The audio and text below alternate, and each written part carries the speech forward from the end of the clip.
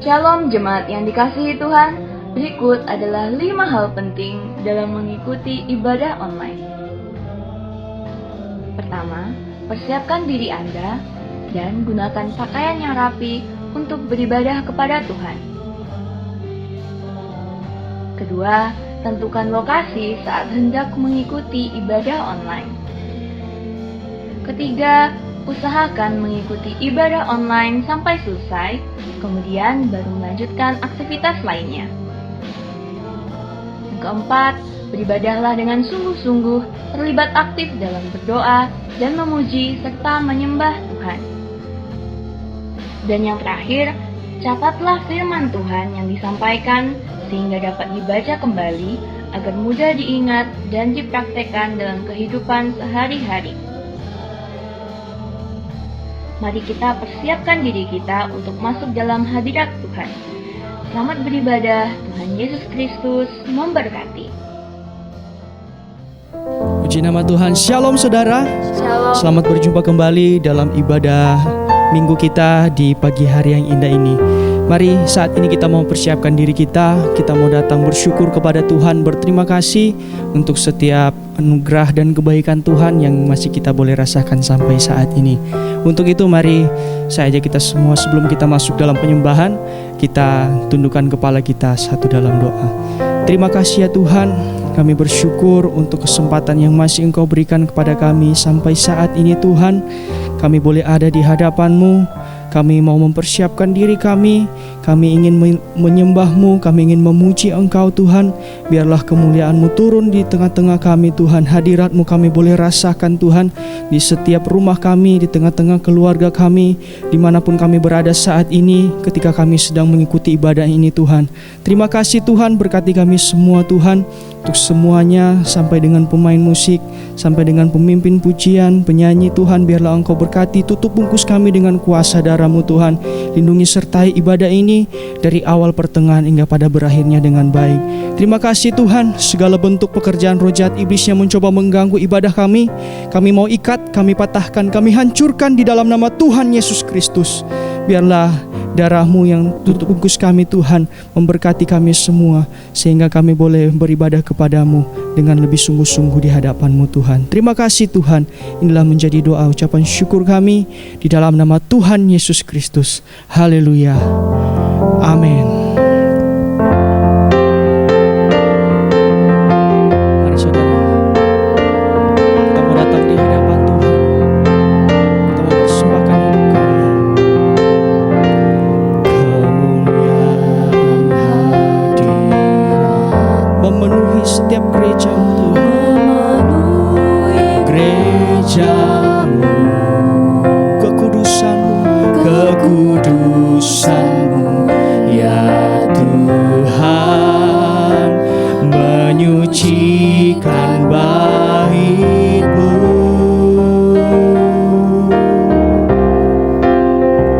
Suruh umat sujud di hadapan tahta-Mu Tuhan, di hadapan tahta Allah Bapa.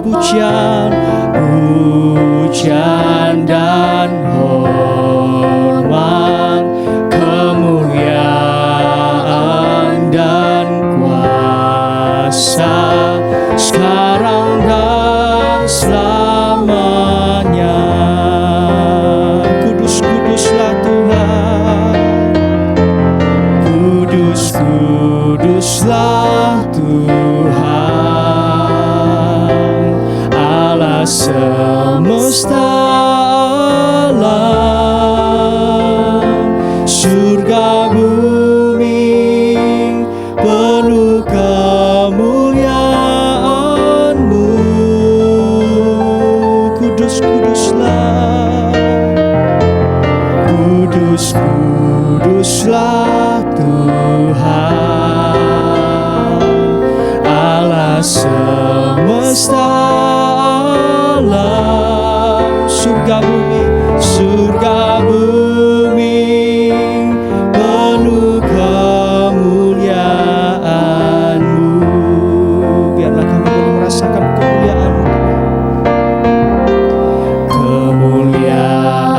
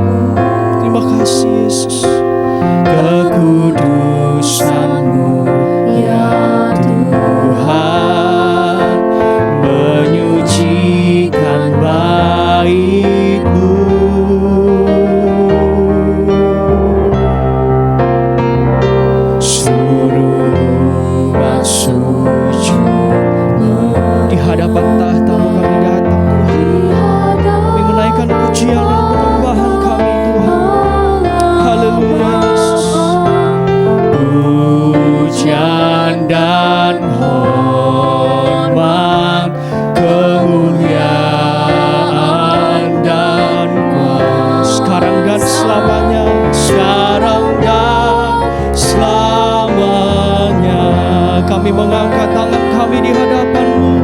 Sama-sama katakan, kudus, kuduslah Tuhan, Allah semesta alam, surga bumi penuh kemuliaan-Mu. Kudus Tuhan, kudus, kuduslah Tuhan, amin. Allah semesta alam, surga bumi, haleluya, penuh kemuliaan-Mu. Mari sama-sama katakan, Kau Allah yang kudus, Kau Allah yang kudus, Kau Allah yang kudus Tuhan, haleluya. Oh, di tahta suci-Mu kami menyembah nama-Mu, haleluya. Kami sanjung Tuhan, kuasa-Mu nyata, amin, sempurna. Kami puja Engkau Raja, Engkau Raja-Mu. Mari saudara lebih sungguh-sungguh di hadapan Tuhan, katakan, Kau Allah yang kudus. Oh, terima kasih Tuhan,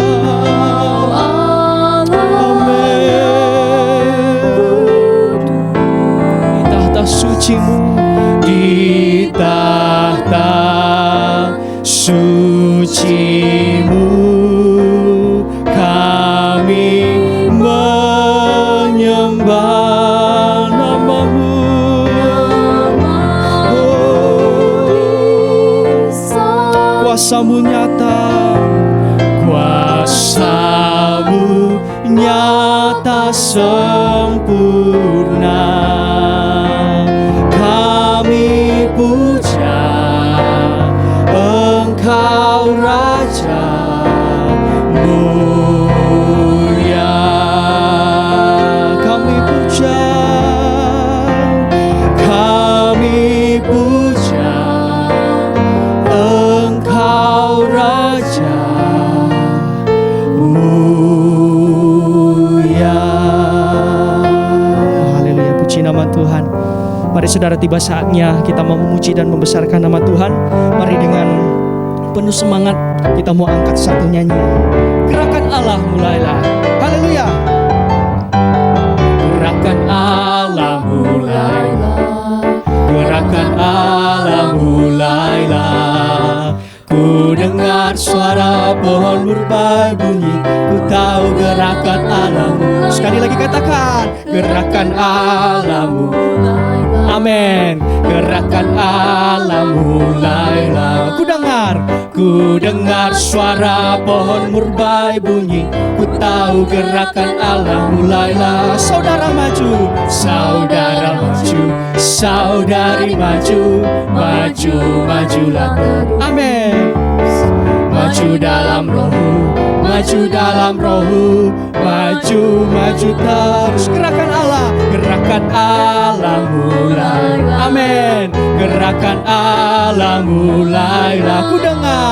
Ku dengar suara pohon murbai bunyi, ku tahu gerakan Allah mulailah. Saudara maju, saudara maju, saudari maju, maju, majulah terus. Maju dalam rohmu, amin. Maju dalam rohmu, maju, maju terus. Allah kita heran dan besar. Allah yang heranlah, Allah yang cinta kita semua, berkati dengan limpah Allah. Amin. Allah kita heran. Haleluya.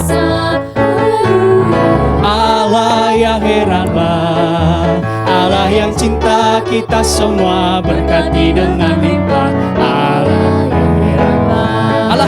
Allah kita heran dan besar. Allah yang heranlah.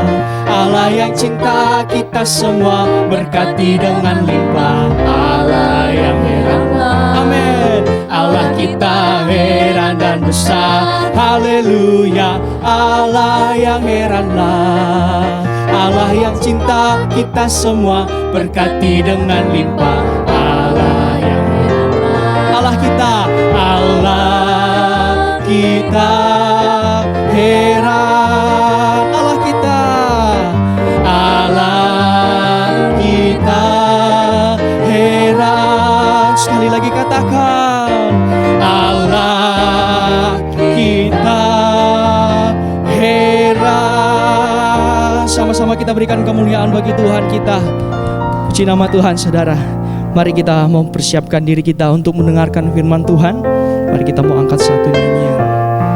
Katakan kepada Tuhan, biarlah mata kami terus tertuju kepadamu Tuhan. Engkau yang punya segala kehidupan kami Tuhan. Terima kasih Tuhan, terima kasih. Mari sama-sama katakan. Mataku Tertuju padamu Tuhan. tertuju padamu, Biarlah segenap hidup kami, segenap hidupku kami mau serahkan kepadamu Tuhan. ku serahkan padamu.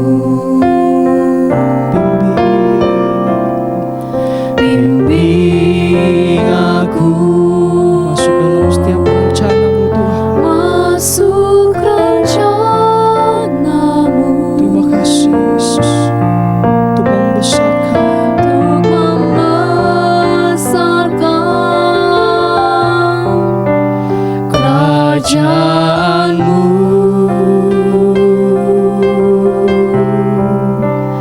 Ku mau mengikuti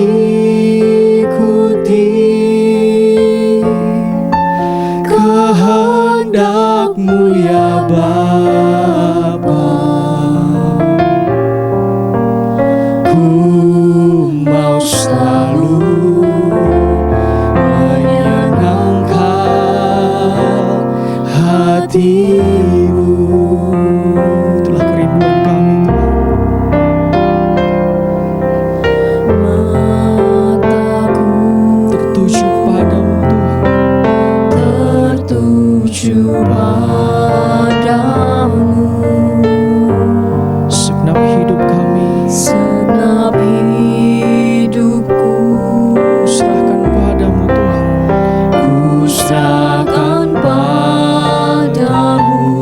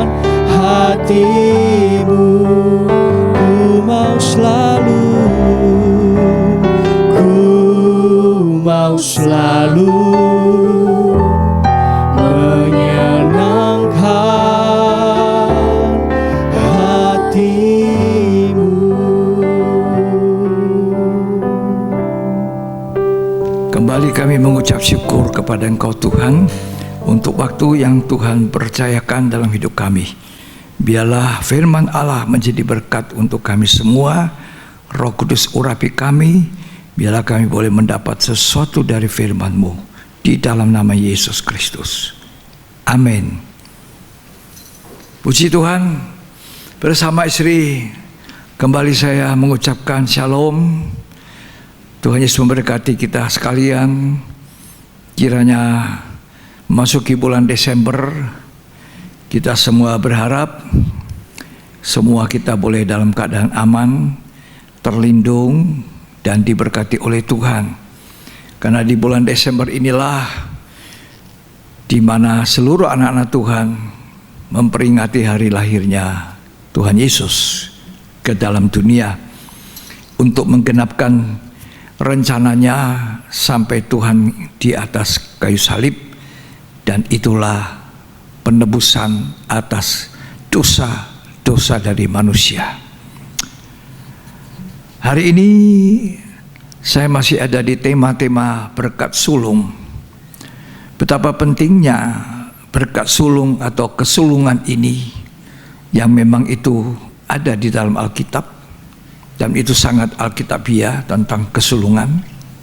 Ya, sebab nanti kata Ibrani pasal 12 ayat 22-23, maka orang-orang yang disebut anak-anak sulung ada di dalam kerajaan sorga. Coba kita baca Ibrani pasal yang ke-12 ayatnya yang ke-22 dan 23.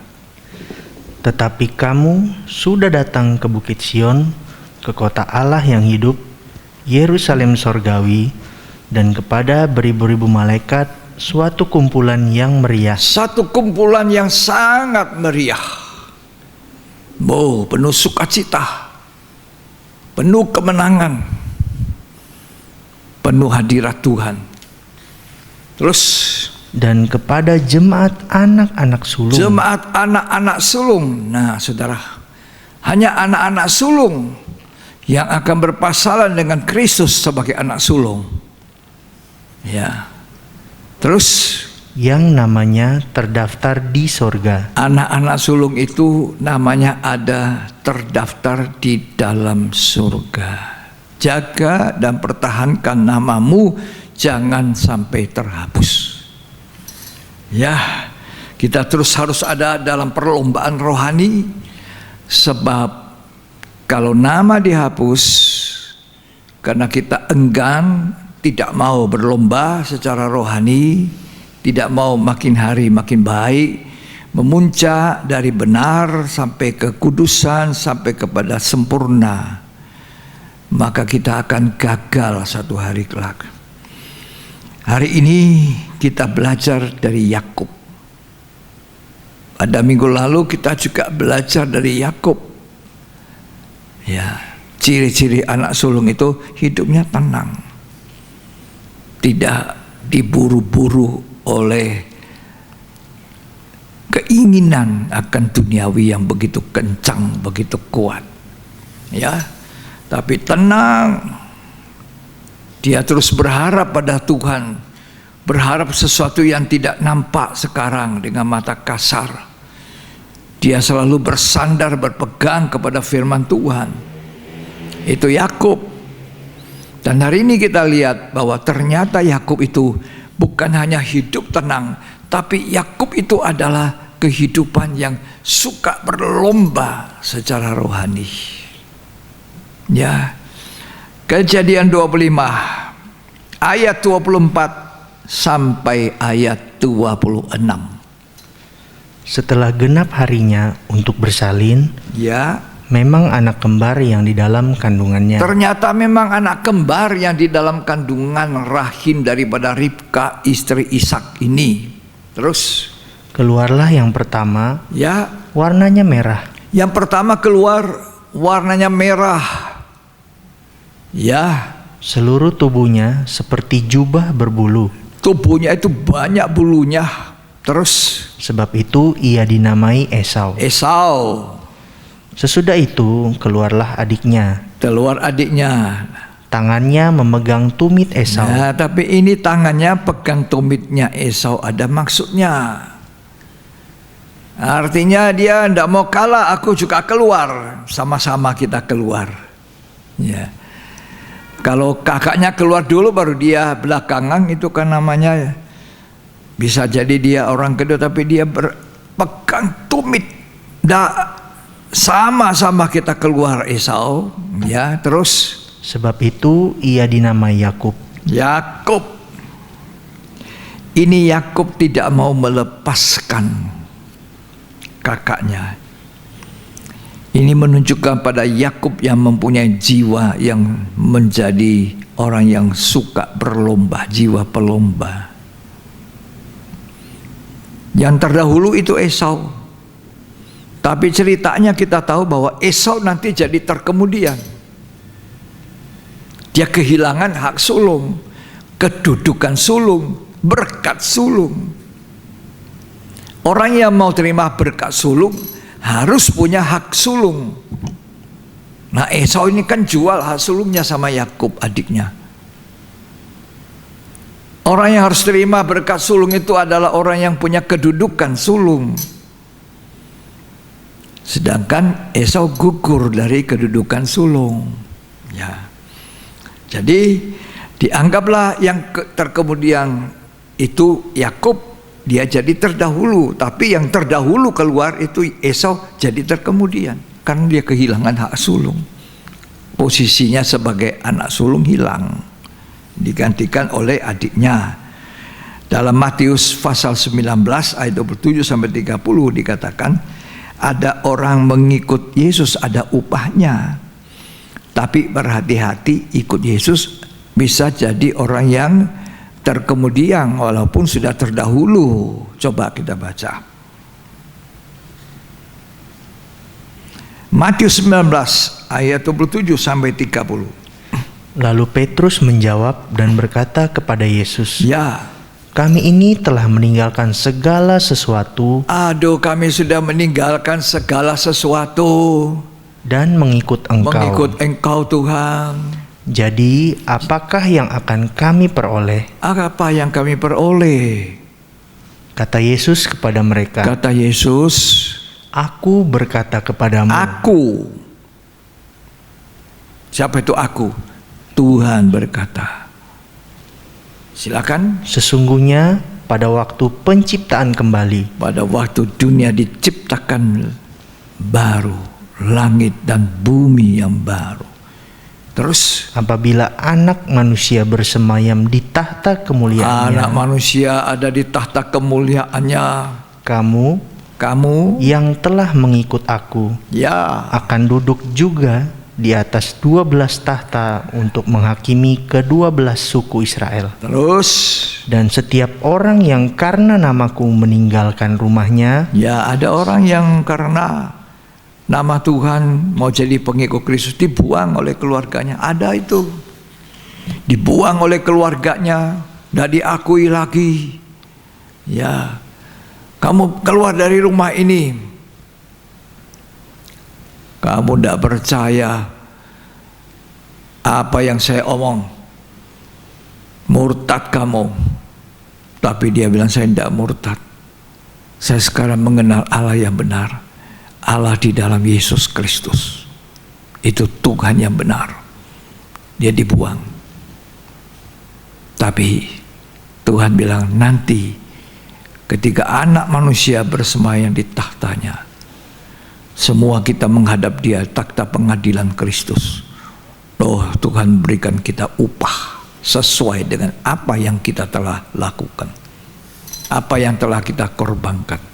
Terus saudaranya laki-laki atau saudaranya perempuan, ya, bapak atau ibunya, ya, anak-anak atau ladangnya, ya, akan menerima kembali akan menerima kembali 100 kali lipat.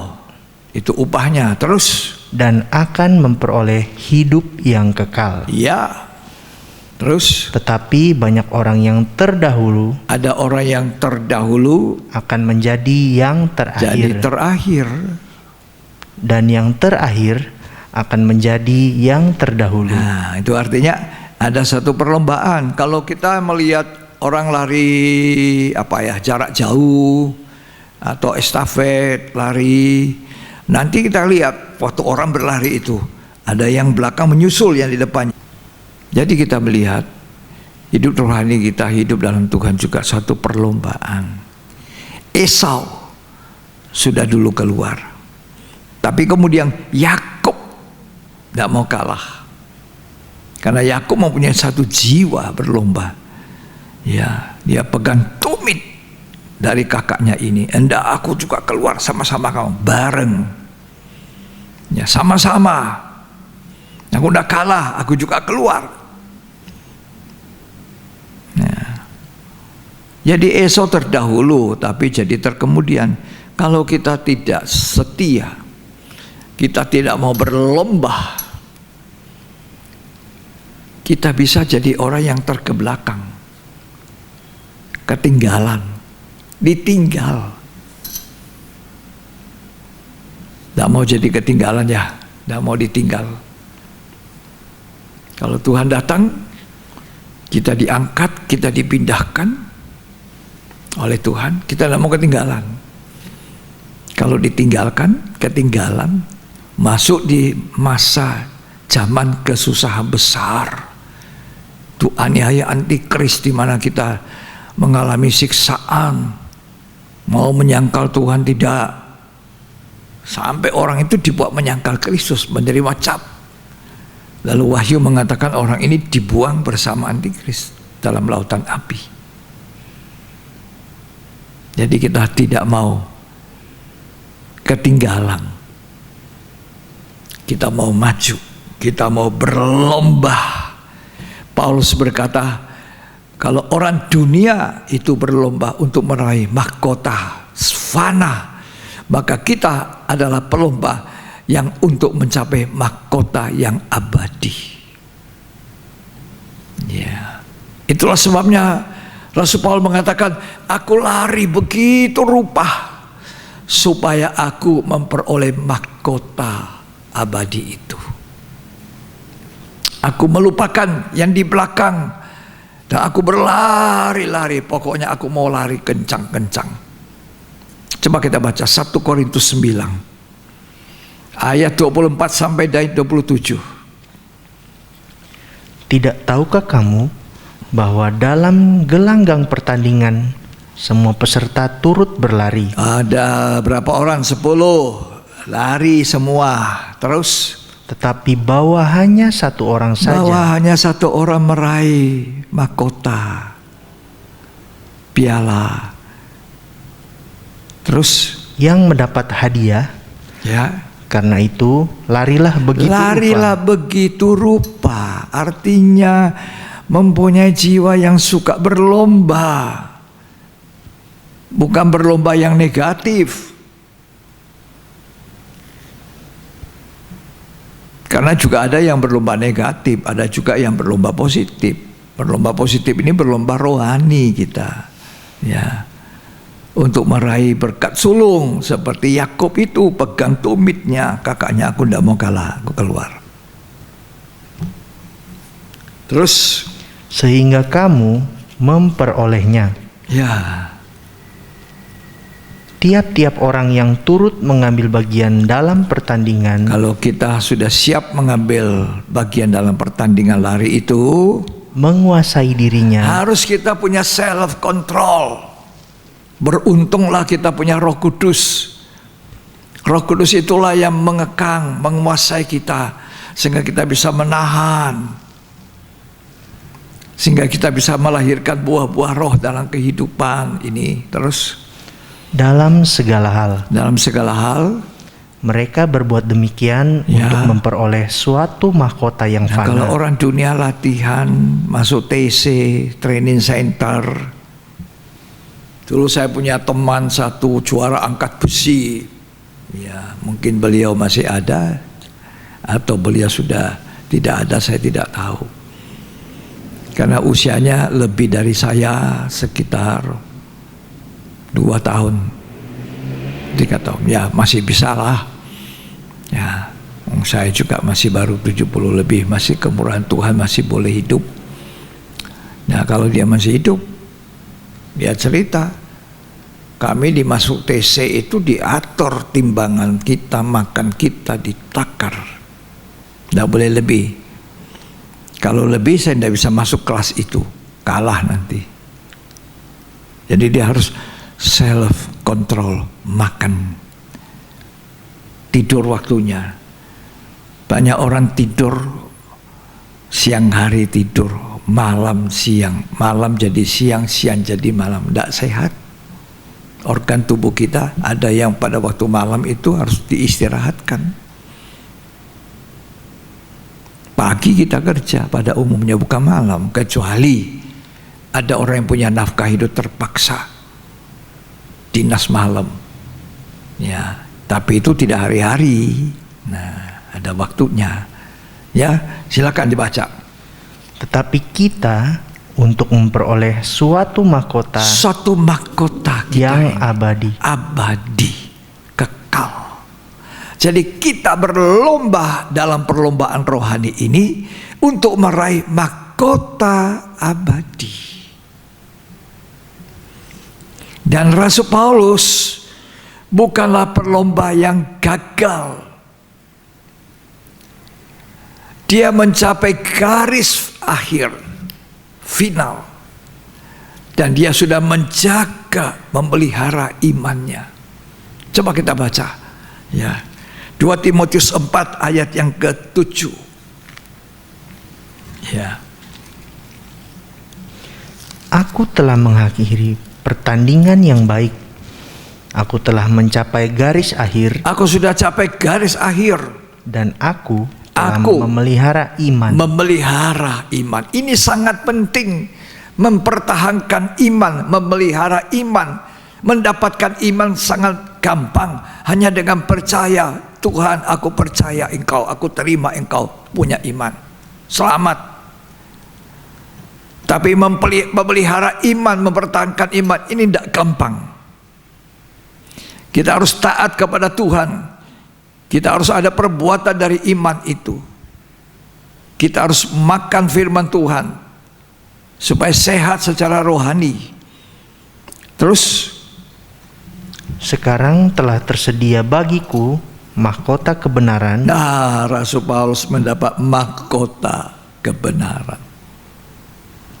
Ya, yang akan dikaruniakan kepadaku oleh Tuhan. Ya, hakim yang adil. Hakim yang adil. Jadi dalam pendalaman Alkitab saya berbicara tentang pengadilan yang adil dan pengadilan tertinggi. Pengadilan yang tertinggi itu adalah Allah sendiri, dan pengadilan yang paling adil itu Allah sendiri. Sebab Allah itu hakim yang adil. Siapa dia? Allah kita. Allah kita di dalam Yesus itu hakim yang adil untuk orang-orang yang percaya, yang bertekun dalam iman, yang mempertahankan imannya, yang tetap hidup kudus dan benar. Dia adalah orang yang menghadap nanti tahta pengadilan Kristus. Kalau dia meninggal di dunia di dalam iman yang benar, hidup yang benar, maka dia akan masuk dalam kebangkitan yang pertama. Dan orang yang kebangkitan pertama ini adalah orang yang masuk di tahta pengadilan Kristus. Bukan untuk dihukum, dinilai, dievaluasi perbuatannya, baik perbuatan jahat. Ya, kata Alkitab, tapi jahat di sini bukan jahat untuk kemudian bisa dibuang ke dalam neraka, tidak. Dalam salinan aslinya bahasa Yunani, jahat di sini dikatakan kakos. Kakos itu artinya apa yang dia buat tidak sempurna, buruk. Karena itu kalau kita melayani Tuhan dalam pekerjaannya di dunia, kita harus bersungguh-sungguh. Jangan cari pujian manusia, jangan makan puji, kata orang. Jangan motivasi kita salah, tujuan kita salah. Nah, itu dievaluasi nanti di tahta pengadilan Kristus. Semua anak Tuhan, kata 2 Korintus 5 ayat 10, semua kita harus menghadap tahta pengadilan Kristus. Untuk apa? Dinilai di situ baik dan buruknya perbuatan kita. Ya, untuk mendapatkan apa? Mahkota. Ya, dihadiahi mahkota. Nah itu Rasul Paulus mengatakan, aku sudah mengakhiri pertandingan yang baik dan mencapai garis akhir. Aku mendapatkan mahkota kehidupan. Aku pelihara iman. Bagaimana melihara iman? Ya makan roti hidup, firman Tuhan. Baca Alkitab. Dengarkan firman Tuhan. Karena firman Kristus itu adalah menimbulkan iman. Memelihara iman dengan membaca. Banyak orang Kristen tidak suka baca. Tolong cari Habakuk. Habakuk, waduh, dia cari di perjanjian baru. Yang mana ya, tidak ketemu. 27 kitab sudah habis. Ya, karena tidak sering baca.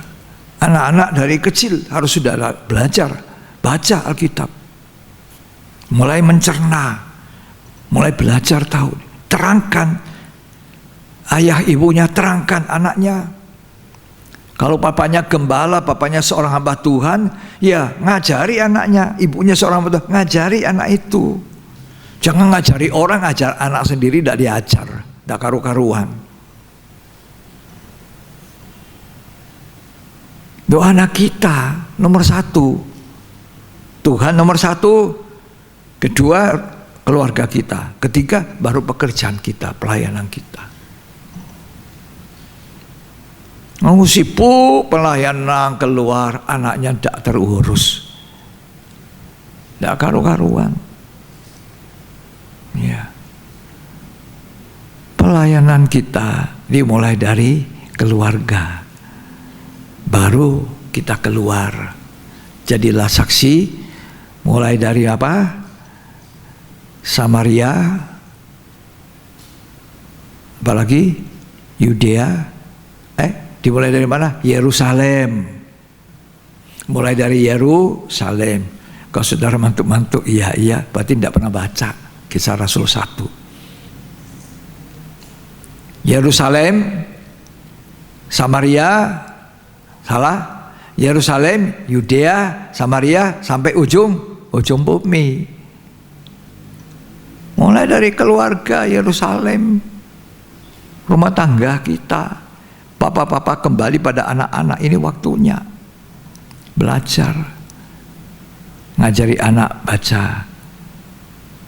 Lalu saya kalau video call dengan cucu saya, ya masih ada yang kecil-kecil, yang lain sudah gede-gede, mana mau dia. Saya cuma bilang, dengar opa punya khotbah ya, melalui YouTube ya, tak kirimi. Tapi kalau yang kecil-kecil, kamu baca Alkitab, mau baca. Dah cucu saya satu di Makassar, 8 tahun. Ketika dia ulang tahun, dia tidak minta banyak apa-apa, Alkitab. Senangnya. Dibelikan Alkitab bahasa Indonesia, aku tidak bisa baca bahasa Indonesia, Pak. Opa, beli bahasa Inggris. Dia belajar bahasa Inggris, dia memang tahu bahasa Inggris lebih lancar dari bahasa Indonesia di sekolahnya. Baca. Dia tahu Bait Salomo. Perbedaannya tabernakel Musa dengan Bait Salomo. Dia bisa cerita. Bahasa Inggris dia baca itu, Alkitab bahasa Inggris. Umur 8, sore dikasih Alkitab, begitu senang. Setiap hari.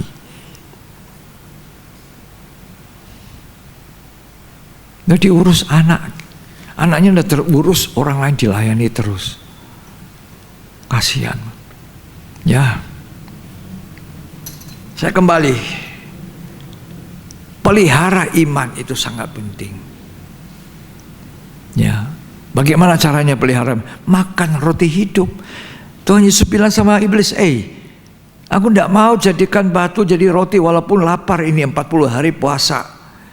Aku cuma mau memberitahu kamu bahwa manusia tidak hanya hidup dari roti saja, tapi dari setiap roti hidup sabda Allah, firman Allah.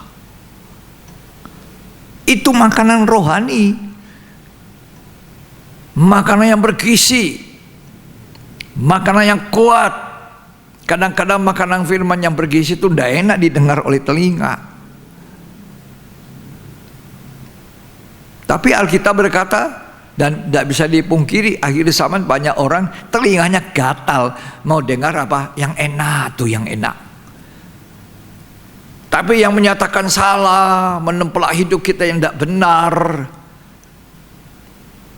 untuk memperbaiki kelakuan ini kita tidak mau. Nah, orang yang seperti ini tidak suka berlomba secara rohani, salah-salah bisa gagal untuk masuk mencapai garis akhir.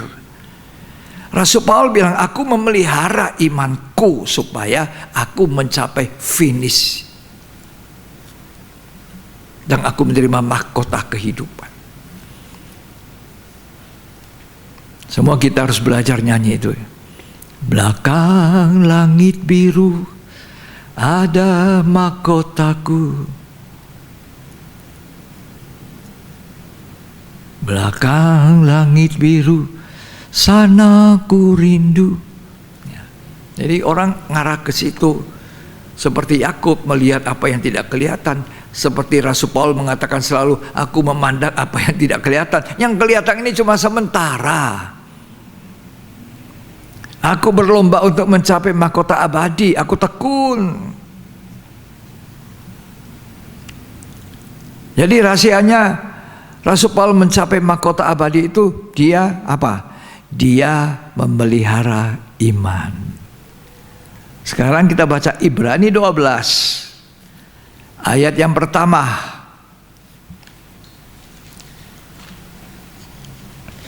Karena kita mempunyai banyak saksi, Banyak saksi kita. bagaikan awan yang mengelilingi kita. Orang-orang menyaksikan hidup saya, hidup saudara. Terus Marilah kita menanggalkan semua beban dan dosa yang begitu merintangi kita. dari mari kita menanggalkan beban dan dosa. Beban itu juga mungkin bukan dosa, tapi beban itu bisa bentuknya kekhawatiran, kecemasan. Ya, terus Dan berlomba dengan tekun kita harus berlomba dengan tekun. Rasul Paulus berlomba sambil memelihara iman. Kita berlomba dengan tekun. Terus dalam perlombaan yang diwajibkan bagi kita. Jadi kita harus tekun. Tekun itu artinya terus berkelanjutan, terus menerus, itu tekun. Ya, orang yang tidak tekun hari ini doa, besok tidak. Itu tidak tekun. Tekun itu terus menerus, terus menerus, terus menerus, tidak jemu-jemu, tidak bosan. Tekun. Ayat yang kedua, Ibrani 12. Marilah kita melakukannya dengan mata yang tertuju kepada Yesus. Nah, ini yang perlu dalam perlombaan itu. Selain tekun, selain memelihara iman, mata kita selalu memandang Yesus. Rasul Paulus berkata dalam surat Korintus, perjalanan kita di dunia ini bukan dengan mata kasar, bukan mata jasmani, tapi dengan mata iman, penglihatan secara rohani. Terus Yang memimpin kita dalam iman, ya, dan yang membawa iman kita itu kepada kesempurnaan. Tuhan Yesus memimpin kita dalam iman, membawa iman kita sampai sempurna. Hidup benar, hidup kudus, hidup sempurna. Terus Yang dengan mengabaikan kehinaan tekun memikul salib, ganti sukacita Ya. yang disediakan bagi Dia yang sekarang duduk di sebelah kanan tahta Allah. nah, jadi kita ini mata kita harus tertuju pada Tuhan. Artinya tertuju pada apa yang kita belum lihat. Kenapa hidupnya Yakub bisa tenang, santai? Dia tidak gelisah seperti Esau pulang dari padang. Aduh, capek, lapar. Pas adiknya masak sup kacang merah. Aduh, harum sekali, lapar, aku tambah lapar. Adikku, ayo kasih sup kacang merahmu. Boleh, bayar dulu dengan hak kesulungan. Yalah sudah, untuk apa? Aku juga lelah-lelah. Toh mau mati juga, enggak apa kas keluar. Sudah, dah boleh begitu loh. Ada hitam di atas putih. Apa itu? Sumpah dulu. Nah, Hari ini aku jual hak kesulunganku kepada adikku Yakub. Gantinya adalah sepiring sup kacang merah. Tapi dia lupa. Satu hari kelak dia menangis meraung-raung ketika ayahnya bilang, berkatmu sudah diambil adikmu. Tidak ada lagi papa, tidak ada lagi papa, tidak ada. Oh papa, tolonglah berkati aku juga. Tidak ada, sudah diambil Yakub. Ibrani melukiskan dia itu sampai mencucurkan air mata, tapi tidak berguna. Anak Tuhan sekarang disuruh berlomba dengan tekun dalam perlombaan rohani. Matamu tertuju pada Tuhan, jangan cuma dunia ini. Ada waktu ibadah, makan perjamuan kudus, dengar firman Tuhan. Ya kan sekarang sudah tidak bisa kumpul di gereja, di gedung gereja kita, di tempat ibadah. Ngumpul juga susah. Terus menghadapi protokol kesehatan yang diatur oleh pemerintah. Patuh. Pemerintah itu hamba Allah. Dipatuhi. Ya, kita disuruh tertib. Kita harus mematuhi pemerintah kita. Demikian juga jemaat patuh kepada gembalanya, pemimpinnya. Demikian juga dalam sinode kita. Organisasi kita ada yang jadi ketua organisasi, patuh ke situ. Mau diatur. Yang paling susah kalau ada pendeta tidak mau diatur. Bagaimana dia bisa mengatur? Kalau orang tidak mau diatur, susah mau mengatur. Tidak mungkin mau mengatur kalau tidak mau diatur. Kita belajar diatur, kalau sudah tahu diatur pasti bisa mengatur. Kalau kita bisa mengatur rumah tangga kita, baru kita bisa mengatur rumah tangga orang. Makanya persyaratan di surat 1 Timotius 3 untuk seorang penilik jemaat, bagaimana orang itu bisa mengepalai rumah tangga Allah kalau rumah tangga sendiri morat-marit. Rumah tangganya harus teratur. Baru bisa mengatur rumah tangga daripada jemaat keluarga Allah itu.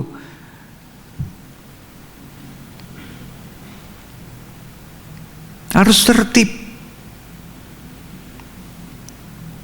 Ya.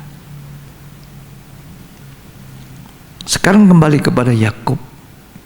Tadi kita baca dia pegang tumit daripada kakaknya waktu keluar. Ini tumit di sini bicara tentang kedudukan sulung. Kalau ada hak sulung, ada kedudukan sulung. Kalau Esau hak kesulungannya dijual, kedudukan sulungnya gugur, berkat sulungnya pun gugur. Pertahankan hak sulungmu.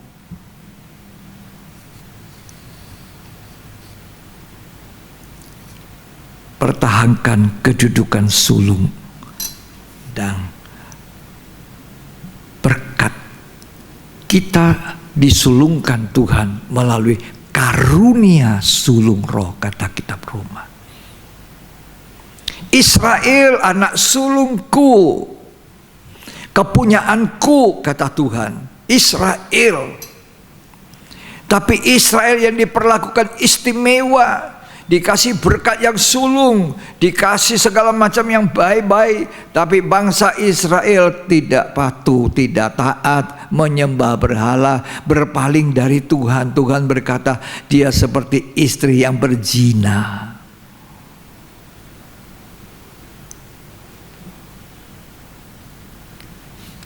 Lalu Tuhan pindah ke kita, bangsa yang bukan Israel, turunan Abraham darah daging.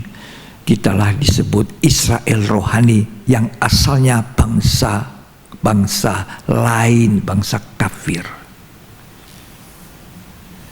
Karena dia tidak mau jadi anak sulung disulungkan, dia menghina seperti Esau menghina hak kesulungan berkat sulung. Maka Tuhan pindahkan hak sulung dan berkat sulung itu, kedudukan sulung itu kepada kita ini bangsa kafir, bangsa lain. Nah, kita yang cuma menerima yang namanya anugerah, kemurahan, kasih karunia, grace, gracia, kita harus pertahankan itu, hargai itu hak kesulungan. Hargai ini kedudukan sulung yang dipercayakan Tuhan. Kita harus menjadi orang yang berjiwa berlomba. Saya tidak puas hanya hidup benar. Saya tidak puas hanya hidup di halaman menurut pengajaran tabernakel Musa. Ada halaman, ada ruang suci, ada ruang maha suci. Aku mau meningkat menjadi orang yang ada di ruang suci. Kalau di halaman itu ada mesbah korban pembakaran, ada bejana pembasuhan, itu kita berbicara mesbah korban bakaran, binatang yang dipersembahkan oleh bangsa Israel.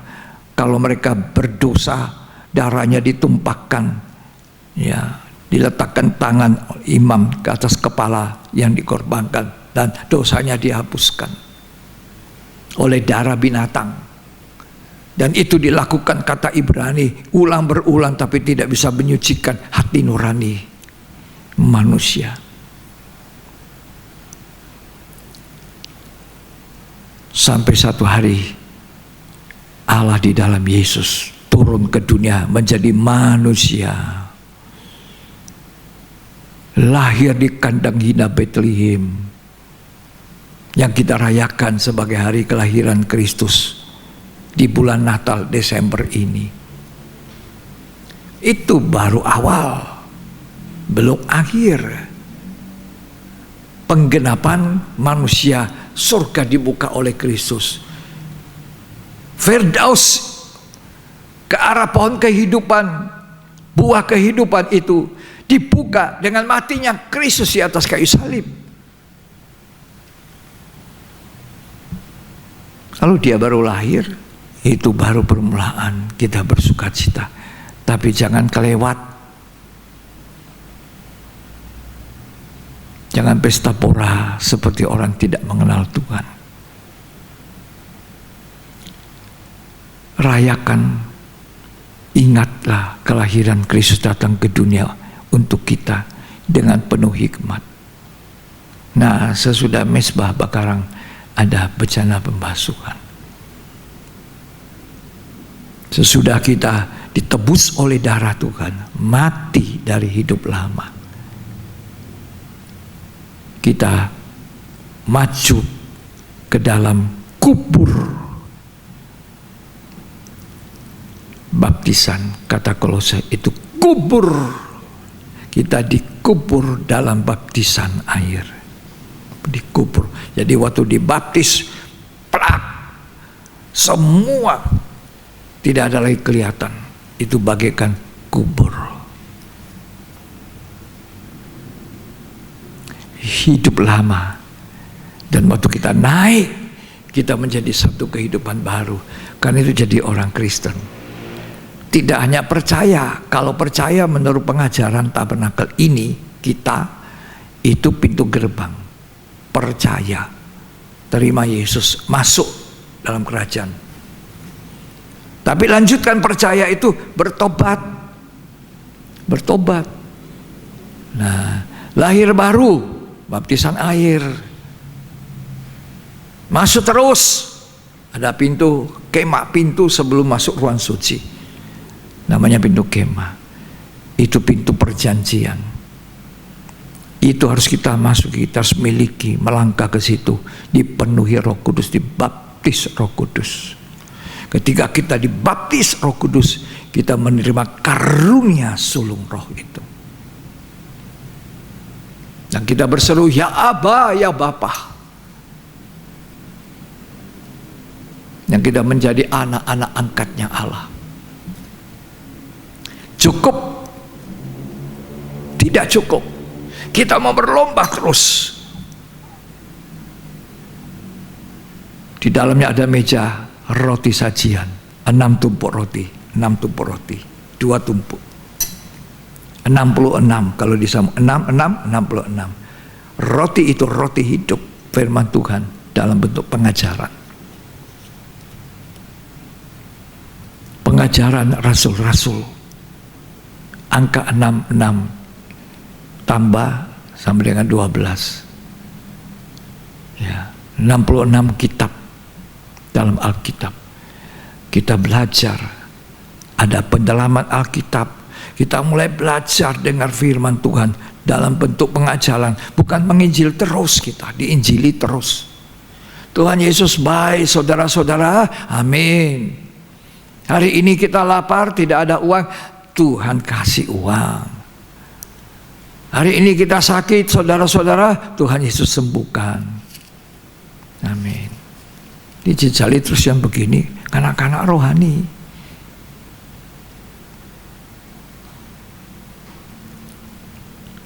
Burung di udara Tuhan pelihara, betapa Tuhan kamu tidak dipelihara. Amin. Tapi jangan terus-terus yang begitu.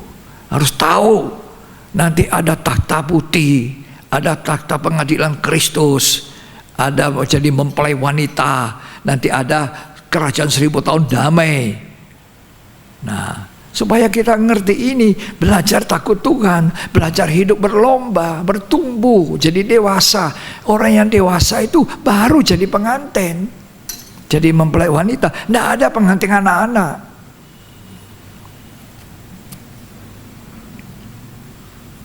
Banyak orang Kristen anak-anak, puluhan tahun sudah jadi orang Kristen, tapi masih kanak-kanak. Tidak bisa dengar firman Tuhan yang keras.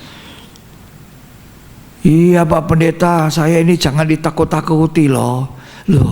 Aku takut-takuti kamu juga. Kalau kamu tidak mau takut, yang tidak ada gunanya. Jadi pendeta itu tidak menakut-nakuti.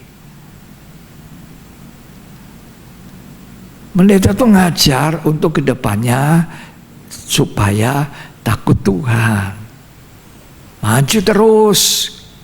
Seperti bangsa Israel yang mundur-mundur, nanti maju-maju, nanti sungguh-sungguh, akhirnya gagal. Nah, Tuhan mau kita seperti gereja Tuhan. Gereja Tuhan, gereja mula-mula Kisah Rasul. Sesudah dipenuhi di kamar loteng, di upper room itu, Roh Kudus turun. Petrus yang tadinya ketakutan selalu, buka jendela, dia khotbah. 1 kali 3.000 jiwa bertobat, dibaptis. Nah, apa yang dibuat gereja mula-mula itu? Mereka begitu rajin, bertekun dalam pengajaran rasul-rasul, bertekun dalam doa, bertekun dalam persekutuan, bertekun di dalam perjamuan suci. Itu yang harus kita lakukan, bertekun dalam perlombaan rohani. Karena itu Ibrani pasal 6 mengatakan, mari kita tinggalkan asas mula-mula, kepercayaan pada Kristus, penumpangan tangan dan sebagainya, dan terus melanjutkan berlomba, bertumbuh. Di sebelahnya meja roti sajian itu ada apa? Kaki dian dari emas 1 talenta murni, ditempah, dibuat sedemikian, lalu didudukkan pelita supaya ada terang. Kamu adalah anak terang, anak-anak terang, bukan lagi anak-anak gelap. Ruang suci itu kalau tidak ada kaki dian dari emas itu, tidak ada pelita yang menyala, gelap. Nah, hidup kita di dalam Roh Kudus harus dari terang dunia. Kamu adalah terang dunia, kota yang terletak di atas gunung, mana mungkin tersembunyi. Jadi satu kesaksian. Terus anak Tuhan mulai belajar pujian penyembahan. Pujian penyembahan beda dengan doa. Tiap hari cuma doa, Tuhan Yesus tolong saya, hari ini saya mau makan, Tuhan Yesus tolong anak saya, tolong papa saya, tolong semua. Mulai anak Tuhan itu mulai bisa menyanyi. How I love you Lord, I love you Lord. Dia boleh menyanyi. Tuhan, Kaulah pengharapanku. Menyembah Tuhan, memuji Tuhan. Kamar kita dijadikan ruang ibadah, ruang doa. Di masa COVID kita tidak bisa kumpul di gereja.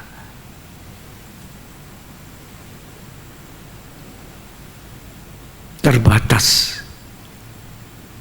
Dari mesbah dupa emas. Terus mesbah dupa emas di belakangnya ada namanya tirai.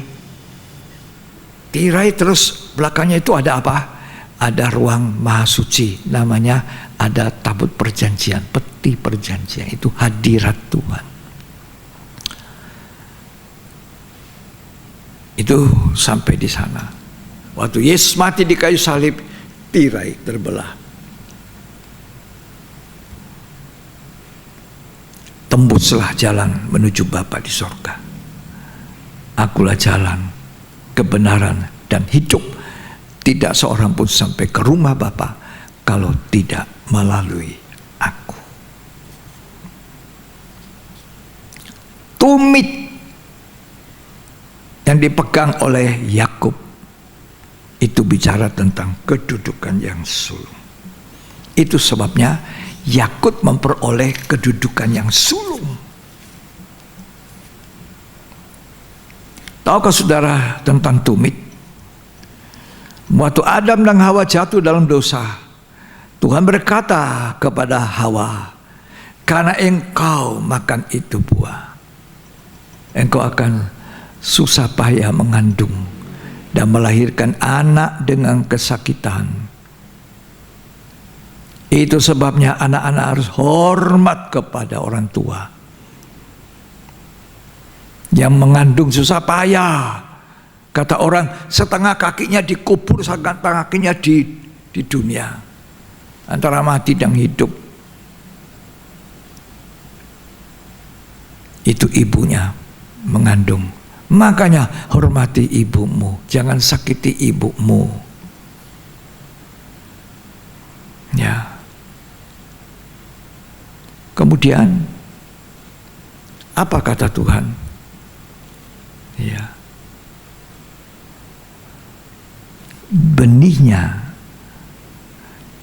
dan benihmu akan bermusuhan. Benihmu itu berbicara kepada Kristus yang lahir dari perempuan, Maria, yang disebut Maria perawan, tidak ada hubungan laki-laki dan perempuan.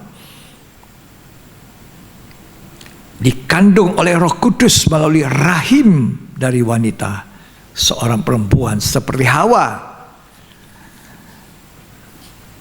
Dan benih iblis dan benihnya ular dan benih akan bermusuhan. Dan ular itu akan memakut tumitnya dari keturunan. Itu mengarah kepada nubuatan tentang Kristus yang waktu mati di kayu salib memang tubuhnya dihancurkan. Oh haleluya. Tubuhnya hancur. Bilur-bilurnya darah mengucur. 1 liter habis sampai 4 liter. Satu manusia mungkin ada 4-5 liter darah. Maka tidak ada satu tetes tinggal di dalam tubuh Tuhan Yesus. Habis semua keluar. Dia seperti handuk yang diperas. Dan darahnya itu setetes darah Yesus untuk saya dan saudara. Kita diselamatkan karena anugerah korban Tuhan Yesus. Kita harus ingat selalu kebaikan Tuhan. Ya, darahnya Yesus. Ini yang membebaskan kita dari perbudakan dosa. Yang membeli kita dengan darah yang mahal.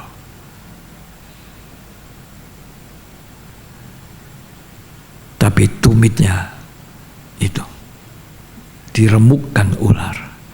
Tapi ular itu diremukkan kepalanya waktu Yesus di kayu salib. Dia bilang sudah genap, sudah lunas. Dia memberikan nyawanya, rohnya kembali kepada Bapaknya. Waktu itu tumitnya dihancurkan, tapi kepalanya ular sudah diremukkan. Jadi iblis musuh kita itu adalah musuh yang sudah tidak perlu ditakuti sedemikian rupa. Itulah sebabnya banyak orang yang percaya pada Tuhan, dalam nama Yesus engkau pergi. Nah, dia pergi. Tumit dihancurkan. Tapi ketika Tuhan mati, itu seperti tumitnya hancur. Tapi kepalanya ular diremukkan. Tapi Wahyu 12 mengatakan ekornya itu, ular kepalanya mati, hancur, tapi ekornya masih kuat. Kita tidak usah takut, tetapi kita jangan meremehkan.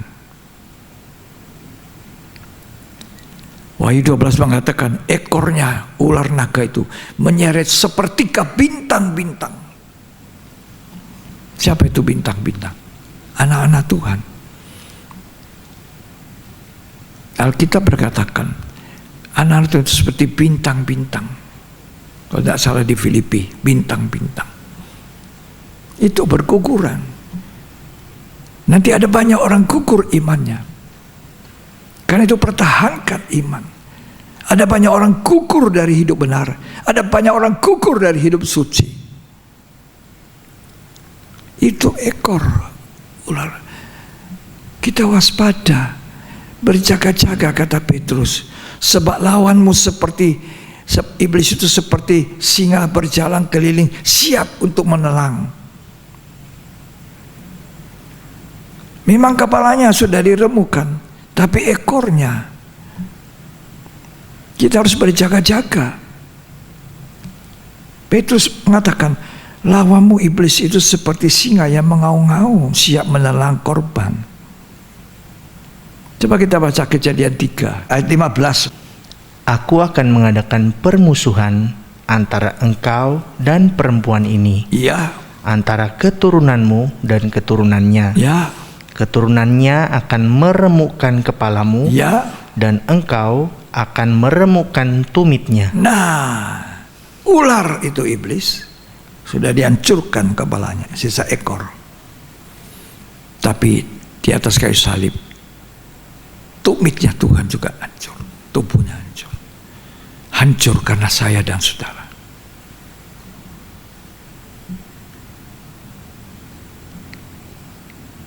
Dia hancur, kita selamat. Untuk apa? Mendudukan kita pada kedudukan sulung. Kedudukan sulung yang punya hak sulung dan untuk mendapatkan berkat sulung. Pada akhirnya kumpulan meriah yang anak-anak Tuhan ada di sorga. Anak-anak sulung yang ditebus oleh darah Yesus, yang dikarunia sulung roh, diangkat jadi anak angkat, menggantikan posisi bangsa Israel yang tadinya Tuhan bilang, kamu anak sulungku. Tapi dia tidak hargai. Esau anak sulung tidak dihargai hak kesulungan, kedudukan sulung, kehilangan berkat sulung. Tetapi Yakub begitu menghargai, sampai waktu mau lahir saja dia berlomba untuk keluar menjadi yang sulung. Ya, pegang tumit. Sehingga waktu mamanya kasih pakai lengannya dengan bulu kambing berbulu, datang dengan bajunya Esau. Saya bisa bayangkan jantungnya Yakub tuh dek bukul dek dek dek dek dek dek. Sakit jantung ini, mau serangan jantung ini. Yakub takut. Diatur oleh Ribka, karena Ribka ini yang penerima firman nubuat itu. Anak yang di dalam kandunganmu itu bertolak-tolakan, yang lebih muda akan jadi tuan. Jadi dia pegang terus itu firman yang dinubuatkan kepadanya. Yakub cerita, dia aku tak tahu saya ini hak sulung sudah ada pada saya. Isa tanya, siapa kamu? Tangannya bisa dikasih bulu, bajunya bisa dipakaikan bajunya Esau, baunya bau Esau, bau padang. Tapi suaranya suara Yakub.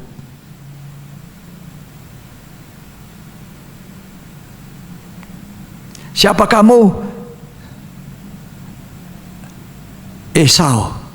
Loh. Mungkin Ishak bilang, siapa? Esau. Mari sini. Dekat. Ishak cium. Betul. Baunya bau bajunya Esau. Kamu bau Esau. Tapi suaramu suara Yakub. Bingung ini. Karena dia tidak bisa lihat lagi. Mari sini, tanganmu aku pegang. Tangannya juga tangannya Esau. Berbulu.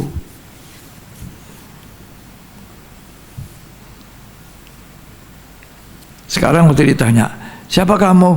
Esau. Maksudnya Esau itu yang punya kedudukan sulung. Apakah Yakub salah? Tidak. Secara rohani, secara letter, secara hurufiah, memang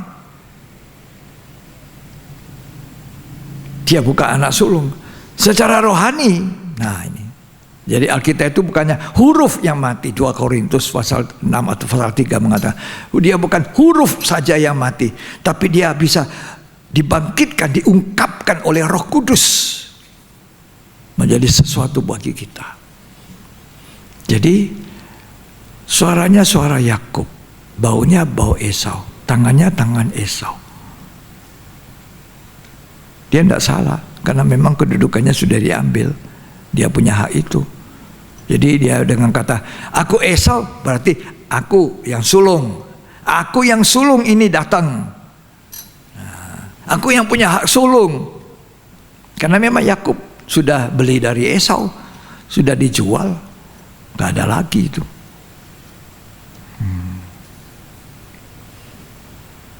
Ya.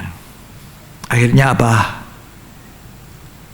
Ishak memberkati Yakub dengan berkat sulung.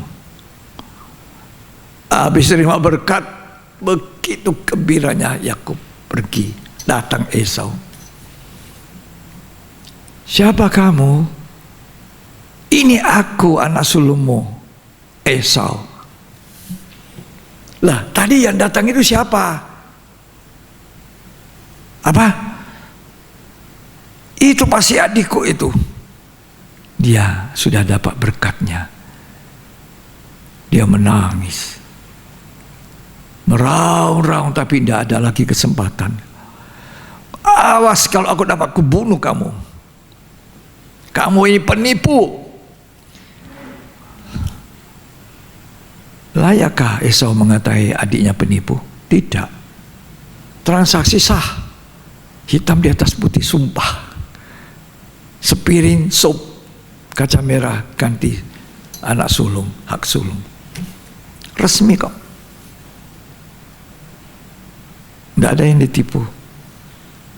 Jelas jual beli. Jangan anak Tuhan jual beli dengan dunia dan dosa. Hak sulungmu tukar. Ya. Karena itu berlombalah seperti Yakub, punya jiwa berlomba. Seperti Rasul Paul, aku berlari-lari. Ini Filipi 3 ayat terakhir kita baca.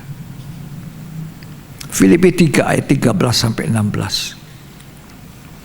Saudara-saudara, aku sendiri tidak menganggap bahwa aku telah menangkapnya. Ya, Tetapi ini yang kulakukan. Aku melupakan apa yang telah di belakangku. aku lupakan yang belakang, yang tidak baik, hidup lama saya. Terus Dan mengarahkan diri kepada kepada apa yang di apa yang hadapanku. ada di hadapanku. Terus Dan berlari-lari kepada Lari. tujuan, mencapai tujuan akhir, mahkota abadi. Terus untuk memperoleh hadiah, ya, yaitu panggilan sorgawi ya. dari Allah dalam Kristus Yesus. Oh, nanti ada kumpulan meriah. dari anak-anak sulung. Jaga itu. Kedudukan sulung, pegang tumit. Pegang perjanjian Tuhan. Pegang korban Yesus. Terus ada di kakinya Yesus. Ketika saya selalu ada di sujud di kaki Yesus.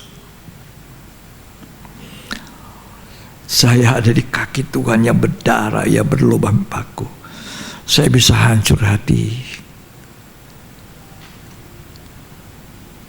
Itu korbannya Yesus. Haleluya.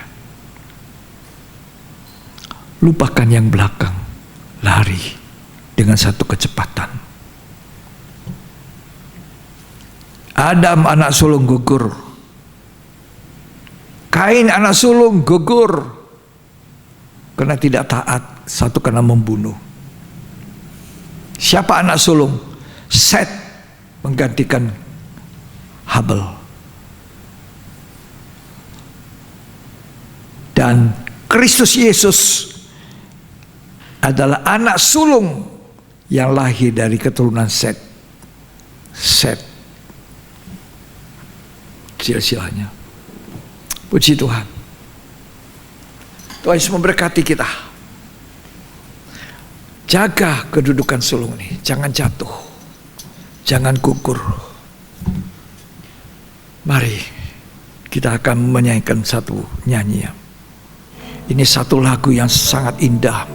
Dinyanyikan di aransemen orang-orang yang mengalami korbannya Kristus.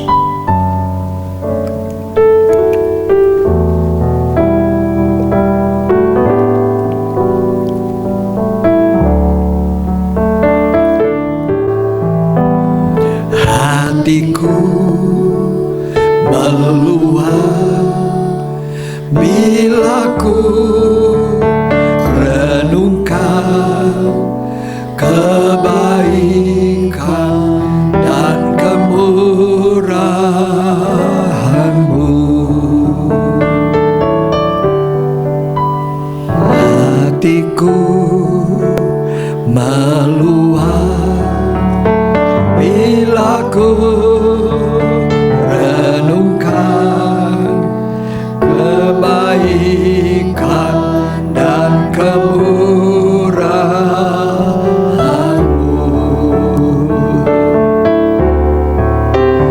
Betapa besar kasih-Mu pada diriku. Ingatkanku selalu ya Tuhan. Ingatkan kembali. Ingatkan kembali akan kebaikan-Mu. Ingatkanku selalu. Ingatkanku selalu akan pengorbanan-Mu. Ajarku selalu mengucap syukur. Ingatkanku. Kita jangan kembali kepada dosa. Ingat selalu korbannya Yesus. Penderitaan yang hebat yang ditanggung Kristus. Supaya kita berlomba dengan tekun untuk mencapai mahkota abadi itu. Punya jiwa pelomba yang menghargai hak sulung, kedudukan sulung dan berkat sulung. Jangan seperti bangsa Israel, tidak menghargai hak sulungnya. Sebab semua nanti yang di sorga anak-anak sulung. Haleluya. Si Tuhan, kita akan makan perjamuan suci. Ketika kita makan dan minum perjamuan suci roti dan anggur, Kita lakukan ini untuk ingat kebaikan Tuhan, ingat karya penebusan Tuhan. Barang siapa makan roti ini dan minum anggur, ia bersekutu dengan aku. Dan barang siapa makan dagingku dan minum darahku, ia punya hidup yang kekal. Terima kasih Tuhan. Mari kita siapkan roti kita di tangan kanan dan anggur itu di tangan kiri kita. Mari kita angkat itu roti di tangan kanan, lebih tinggi dari kepalamu. Pada waktu malam sebelum ia diserahkan, ia mengambil roti, mengucap syukur atasnya. Ia memecah-mecahkannya sambil berkata, inilah tubuhku yang kuserahkan bagimu. Perbuatlah ini menjadi peringatan akan daku. Apa saudara percaya bahwa roti hosti kita pegang ini adalah persekutuan dengan tubuh daging Yesus Kristus? Kalau saudara katakan amin, mari kita makan di dalam nama Tuhan Yesus Kristus.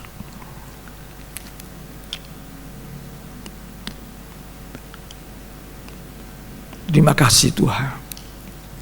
Kami mau selalu ingat tumit yang dihancurkan, tumit yang diremuk, tapi kakimu Tuhan telah menghancurkan kepalanya ular. Terima kasih perbuatan yang maha besar. Angkat itu cawan. Demikian juga sesudah makan diambil cawan lalu berkata, cawan ini adalah perjanjian baru yang dimeterikan oleh darahku. Perbuatlah ini seberapa banyak kali kamu meminumnya menjadi peringatan akan daku. Sebab setiap kali kamu makan dan minum dari cawan ini, kamu memberitakan kematianku sampai aku datang. Apa saudara percaya dengan yakin bahwa cawan yang atasnya kita ucapkan syukur ini persekutuan dengan darah Yesus Kristus? Kalau saudara mengatakan amin, mari kita minum dengan iman di dalam nama Tuhan Yesus Kristus.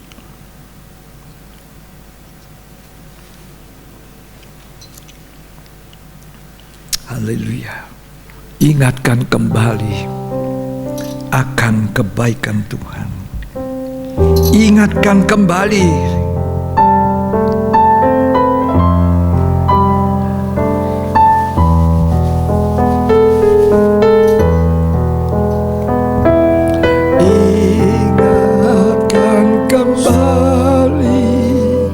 akan kebaikanmu. Ingatkan ku selalu akan pengorbananmu. Ajarku selalu mengucap syukur. Ingatkanku akan kasih-Mu. Sering kita lupa apa kebaikan Tuhan. Sering kita menjauh dari Tuhan. Sering, tapi Tuhan tidak mau kita lupakan. Itu sebabnya Tuhan katakan, ingat aku. Tuhan selalu ingat. Tuhan tidak pernah lupa. Tuhan tidak lupa janjinya. Tuhan tidak pernah lupa ada Nuh di dalam bahtera setelah air bah surut. Tuhan tidak lupa saya. Tuhan tidak lupa saudara. Tuhan mau kita tetap pegang tumitnya Kristus yang sudah diremukkan untuk mengingat kebaikan Tuhan. Ada di bawah kaki salib. Salib ini harus berita yang abadi.